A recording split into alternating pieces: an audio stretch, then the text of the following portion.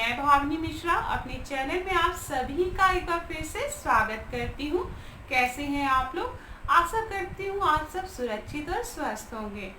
इस वीडियो में मैं आपसे शेयर करने जा रही हूँ नवरात्रि की कलश स्थापना का शुभ मुहूर्त, सबसे सर्वोत्तम मुहूर्त कलश स्थापना का।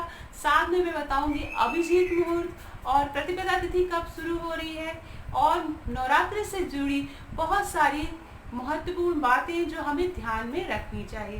तो चलिए वीडियो स्टार्ट करते हैं। सबसे पहले 17 अक्टूबर 2020 को नवरात्रि का पर्व बहुत ही धूमधाम से मनाया जाएगा।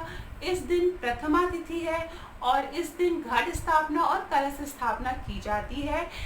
नवरात्रि का पर्व बहुत ही धूमधाम से मनाया जाता है। 9 दिनों तक माँ दुर्गा की पूजा की जाती है। प्रथमा के दिन माँ दुर्गा का आह्वान किया जाता है। 9 दिनों तक कलश की स्थापना की जाती है।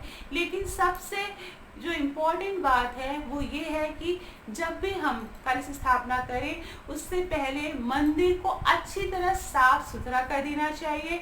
उस कमरे में, पूजा के कमरे में कहीं भी जाले नहीं लगे होने चाहिए। साथ में पूरे घर की साफ सफाई करनी चाहिए, क्योंकि हम माँ दुर्गा को अपने घर पे बुलाते हैं, तो इसलिए घर में सफाई का विशेष ध्यान देना चाहिए।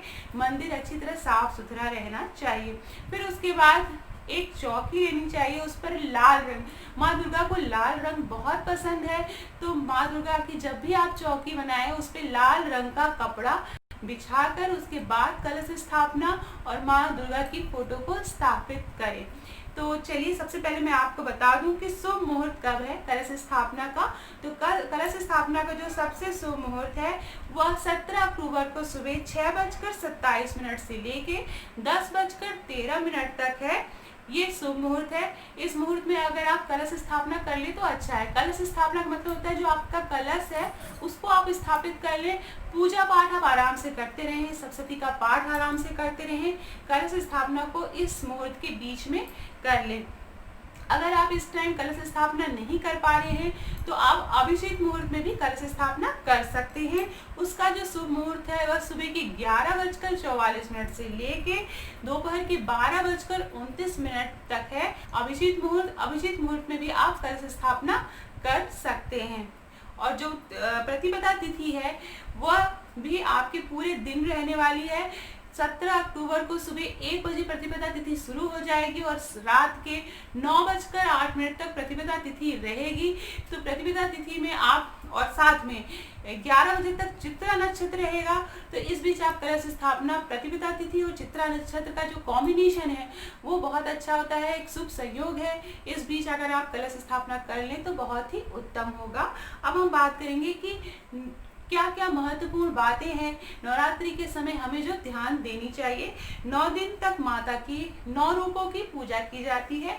प्रथमा दिन हमारी माँ शैलपुत्री की पूजा की जाती है। कलश स्थापना हमें करने की बहुत ही आसान विधि है, आप जरूर कलश स्थापना करिए। बहुत से लोगों ने पूछा है कि अगर क्या व्रत रहना जरूरी है, अगर हम कलश स्थापना कर रहे हैं तो क्या व्रत रहना जरूरी है 9 दिनों तक। तो ऐसा कोई नियम नहीं है, आप घर में कलश स्थापना कर सकते हैं। आप 9 दिन व्रत नहीं रह सकते हैं तो कोई बात नहीं, आप प्रथमा या अष्टमी को 2 दिन का व्रत रहें, जोड़े से व्रत रहा जाता है। और किसी कारणवश आप 2 दिन भी व्रत नहीं रह पा रहे हैं तो नवरात्रि में अगर आपको 1 दिन व्रत रखना है तो आप सप्तमी या अष्टमी के दिन व्रत रखें। तो जरूरी नहीं है कि 9 दिन तक आप व्रत रखें। दूसरी चीज की बहुत से लोगों ने पूछा है कि क्या रोज कलश स्थापना हमने कर ली तो क्या रोज दुर्गा सप्तशती का पाठ करना जरूरी है। तो नहीं, हाँ, लेकिन एक बात का ध्यान रखें कि 9 दिनों तक आप एक बार दुर्गा सप्तशती का पाठ जरूर करें। दुर्गा कवच आप रोज पढ़ें, कीलकम रोज पढ़ें, जो दुर्गा सप्तशती के जो आगे के है, दुर्गा कवच है, ये सारी चीजें आप रोज पढ़िए।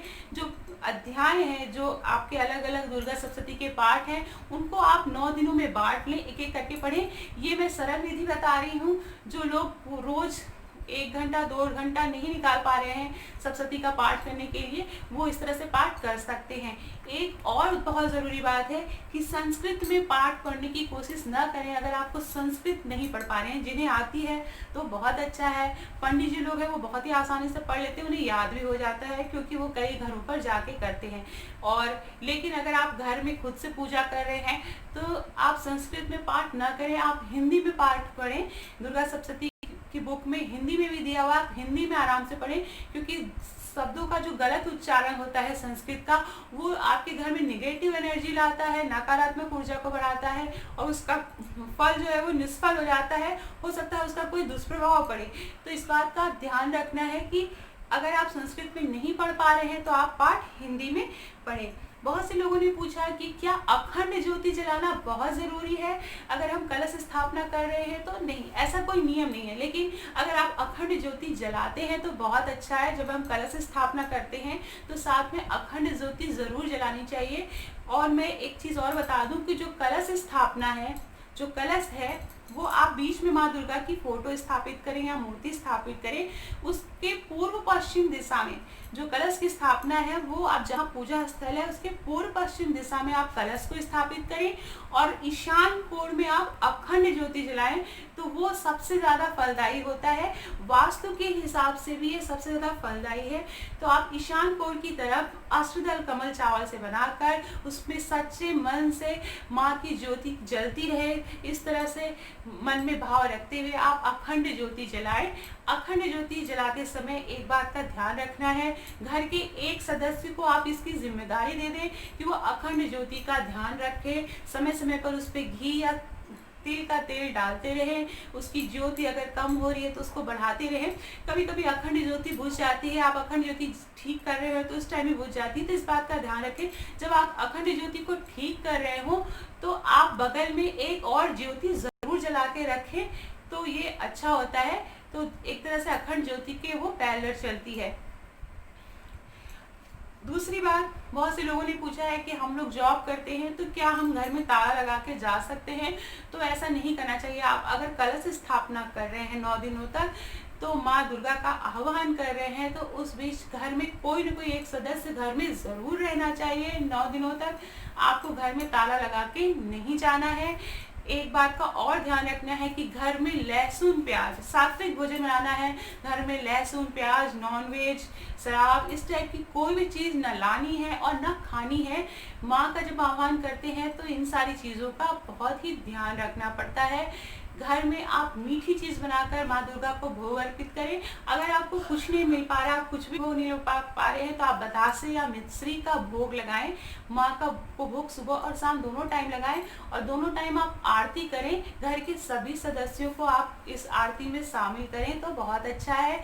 अगर आप दुर्गा सप्तशती का पाठ हिंदी में कर रहे हैं तो घर के बच्चों को, वो बड़ों को, सबको बैठा लें और एक सदस्य जो रोज पाठ पढ़ता है वो हिंदी में कथा सुन के आप घर में सुना सकते हैं। ये सरल विधि बता रही हूँ।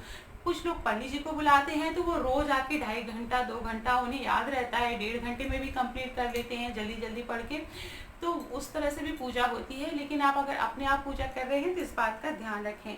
अब एक चीज़ है, बहुत से लोगों ने पूछा है कि हम ज्वारे तो लगाते हैं लेकिन जो ज्वारे हैं वो हरे भरे नहीं होते हैं। तो जब भी ज्वारे लगाएं आप ज्वारों को रात में भिगो के रख दें। जैसे कल नवरात्रि है तो आज रात में आपको ज्वारों को पानी में भिगो के रख देना है। अगले दिन जब जिस भी पात्र में आप मिट्टी के पात्र में ज्वारे लगाएं, उसमें मिट्टी के साथ आप थोड़ा सा बालू, रेत जिसको बोलते हैं, वो मिला लें। उसके बाद ज्वारे डाल के उसमें अच्छी तरह से मैश करके आप ऊपर से पानी, गंगा जल अगर आपके पास है तो वो छिड़क दें, तो उससे ज्वारे बहुत ही अच्छे होते हैं। और रोज आप उसमें पानी डालते रहें। जितने हरे भरे ज्वारे होते हैं उतनी सुख और समृद्धि आपके घर में आती है। कलश स्थापना की जो विधि है बहुत ही आसान है। नीचे आप थोड़ी सी रंगोली बना लें और उसके बाद पूर्व पश्चिम दिशा में ज्वारे लगा के कलश रखें। कलश जो ज्वारी वाला पात्र है वो रखें, उसके ऊपर हम कलश रखेंगे। कलश के ऊपर एक पात्र मिट्टी का रखेंगे जो चावल से भरा होना चाहिए। नारियल को हमेशा लाल कपड़े में लपेट ऊपर से मौली लगा दें, मौली को उसमें रख दें। एक बात का ध्यान और देना है कि कलश पे बहुत से लोग लगाते हैं, बहुत से लोग नहीं, गोबर, गाय के गोबर से 9 लाइनें बनाते हैं जिनको माँ दुर्गा के 9 रूप माना जाता है और उसके ऊपर कलावा बांधते हैं, टीका लगाते हैं। तो कलश की पूजा करें, माँ दुर्गा की पूजा करें, अखंड ज्योति जलाएं, फल फूल नैवेद्य आपकी जो भी सामर्थ्य है वो पूजा करें। एक बात का ध्यान रखें, कोई चीज नहीं मिल पा रही है, सबसे पहले गणेश जी की पूजा होती है तो सुपारी और गोबर से, गाय के गोबर से गौरी माँ बनाते हैं तो उनकी पूजा की जाती है। उसके बाद माँ दुर्गा की पूजा की जाती है। तो इस तरह से ये पूजा विधि है। एक बात, आप जाप के बारे में बहुत से ने पूछा है कौन सा जाप है, तो दुर्गा सप्तशती में बहुत सारे जाप दिए हुए हैं, आप कोई भी जाप आप कर सकते हैं। 108 बार आप ओम दुर्गाय नमः सिंपल सा जाप है, आप वो कर सकते हैं। या देवी सर्वभूतेषु शक्ति रूपेण संस्थिता नमस्तस्यै नमस्तस्यै नमस्तस्यै नमः नमः। तो इस तरह का जाप भी आप कर सकते हैं 108 बार। उसके अलावा आपको छोटी छोटी चीज़ें और ध्यान रखनी है। जहाँ आपका जो मंदिर है उस मंदिर में चप्पल जूते पहन के न जाएं, घर में चप्पल जूते इधर उधर फैले न रहें, साफ सुथरा रहे। घर का जो आगे का दरवाज़ा है जहाँ से एंट्री होती है वो हमेशा साफ सुथरा रहना चाहिए। और माँ दुर्गा के कमरे में एक सदस्य को ज़रूर सोना चाहिए, कहीं पे भी आप नीचे बिछा के। और अगर आप 9 दिन का व्रत रह रहे हैं तो आप माँ दुर्गा के जितना ज़्यादा आप पास रहें उतना ज़्यादा अच्छा है। 9 दिनों तक व्रत करना तो सबसे ज़्यादा फलदायी होता है। कन्याओं को बहुत से लोगों ने बोला कि आज अभी तो लॉकडाउन का टाइम चल रहा है, वायरसेस है, तो कोई अपनी कन्याओं को भेजना नहीं चाहता।